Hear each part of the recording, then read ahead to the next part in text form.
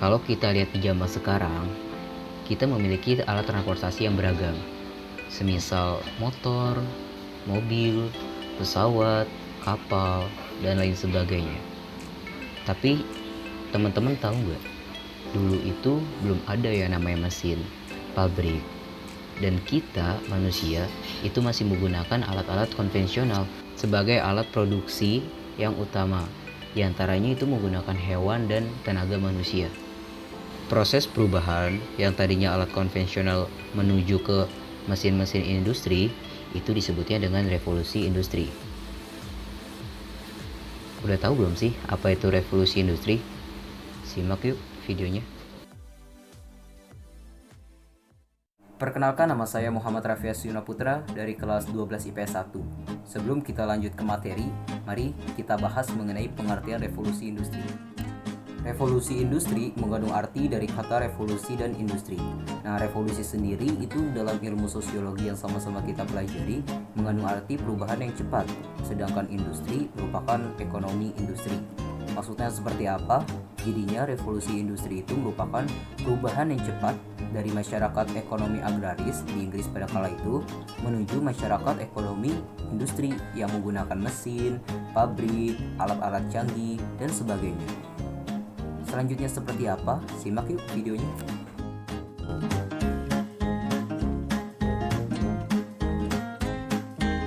Revolusi industri dimulai di Inggris pada tahun 1780-an. Kala itu dalam bidang pertanian menuju sistem industri. Perekonomian di Inggris kala itu masih bercorak agraris. Pola produksinya masih bercorak konvensional dengan mengandalkan tenaga manusia dan hewan. Tempat memproduksinya pun juga di bengkel kerja atau gilda. Lalu muncullah inovasi-inovasi untuk merubah tenaga itu menjadi media mesin. Karena beberapa faktor diantaranya situasi politik yang stabil, Inggris kaya akan bahan tambang seperti batu bajar, timah, biji besi, dan lain-lain. Penemuan baru di bidang teknologi, arus urbanisasi yang besar karena revolusi agraria di pedesaan. Maka setelah adanya faktor-faktor itu menyebabkan revolusi industri berjalan sangat pesat. Nah, teman-teman, kalau untuk mengubah masyarakat ekonomi agraris menuju masyarakat ekonomi industri, tentunya kita perlu beberapa faktor yang dari dalam maupun dari luar. Selanjutnya kita akan bahas mengenai faktor dari dalam maupun dari luar atau yang disebut dengan internal dan eksternal. Apa saja sih faktor dari internal itu? Faktor internal penyebab revolusi industri di Inggris ialah yang pertama, keamanan dan politik dalam negeri itu yang stabil. Dengan adanya keamanan dan politik Inggris yang stabil, maka pemberontakan, keributan, dan lain sebagainya itu kemungkinannya sangat kecil, sehingga inovasi-inovasi itu akan meningkat. Maka revolusi industri ini dapat berjalan dengan efektif dan efisien di Inggris. Selanjutnya ialah kekayaan sumber daya alam Inggris.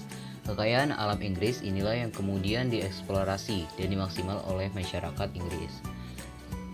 Melakukan eksplorasi sumber daya alam memang sudah menjadi tradisi di Inggris, bahwa eksplorasi ini akan bermanfaat bagi peningkatan taraf hidup mereka. Aktivitas eksplorasi di Inggris pada masa itu didukung oleh lembaga ilmiah yang bernama The Royal Society for Improving Natural Knowledge yang berdiri sejak 1662. Batu bara dan biji besi inilah yang menjadi bahan dasar utama bagi pertumbuhan kegiatan industri. Batu bara menjadi sumber daya penting untuk bahan bakar mesin, sedangkan biji untuk bahan industri berat. Selanjutnya ialah kerajaan Inggris menjadi negara yang kuat dengan jumlah koloni yang cukup luas sejak pertengahan abad ke-18. Wilayah jajahan Inggris ini mengambil peran penting sebagai penyedia bahan mentah untuk industri, terutama aneka bahan mentah yang tidak terdapat di Inggris. Selanjutnya ialah dengan perkembangan sistem ekonomi liberal yang terjadi di Inggris.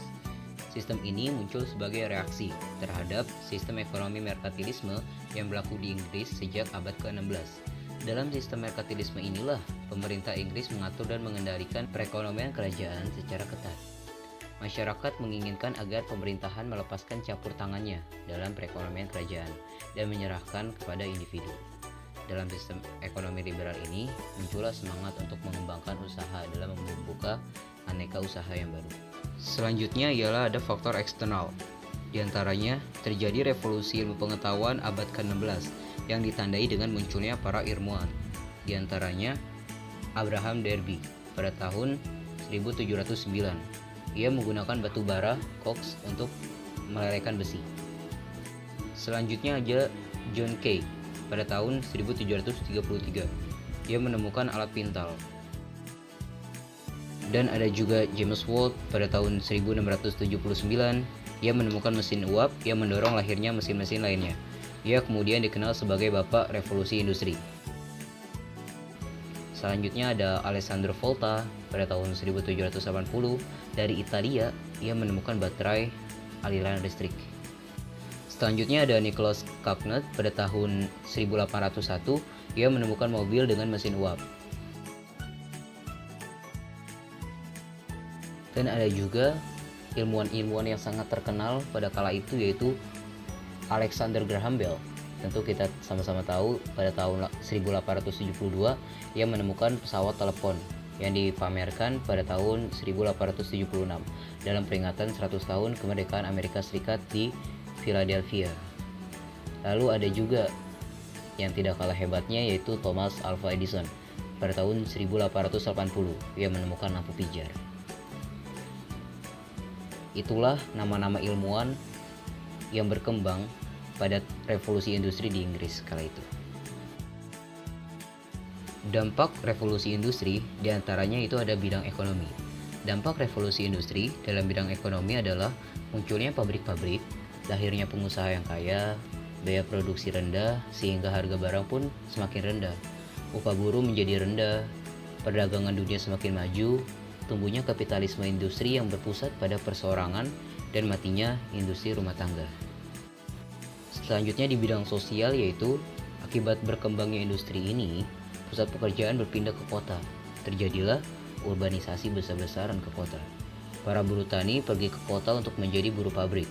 Kota-kota besar pun menjadi padat dan semakin sesak. Para buruh hidup berjejal-jejal di tempat tinggal yang kumuh dan kotor. Tidak hanya itu, dalam pekerjaan, mereka menjadi objek pemerasan majikan. Buruh bekerja rata-rata 12 jam dalam sehari, namun tetap saja miskin. Kemiskinan berakibat langsung pada meningkatnya kejahatan dan ketergantungan pada minuman keras. Dampak lain adalah pengangguran, wanita dan anak ikut bekerja, dan kurangnya jaminan kesejahteraan. Selanjutnya, ada revolusi sosial. Dampak revolusi industri yang negatif tadi itu mendorong lahirnya revolusi sosial. Revolusi sosial adalah usaha untuk mengubah hidup rakyat dari tidak layak menjadi layak. Kota-kota industri di Inggris, seperti halnya Liverpool dan Manchester, itu penuh dengan perkampungan kumuh para buruh yang kurang terjamin kehidupannya, sebab upah mereka itu murah. Nah, untuk memperbaiki nasib mereka, pemerintah dan parlemen Inggris itu mengeluarkan kebijakan-kebijakan. Di antaranya, selama melalui proses revolusi sosial, kaum buruh itu semakin sadar bahwa nasib mereka di tangan mereka sendiri dan harus diperjuangkan sendiri. Sebagai wadah perjuangan itu, mereka mendirikan serikat pekerja. Selanjutnya ialah dampak bagi lingkungan. Dampak bagi lingkungan diantaranya itu polusi di kota-kota industri itu semakin meningkat.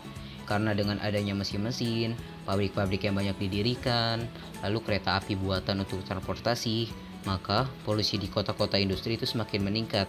Selain itu juga kebisingan suara di kota-kota tertentu itu semakin meningkat. Dan juga adanya tercemarnya itu air tanah, karena adanya limbah pabrik yang dibuang secara sembarangan sehingga air tanah itu menjadi tercemar. Bahkan pada saat revolusi industri, itu terkenal dengan namanya Black Country atau kota yang hitam, karena pabrik-pabrik yang mengeluarkan asap yang begitu tebal sehingga kota ini disebut dengan Black Country.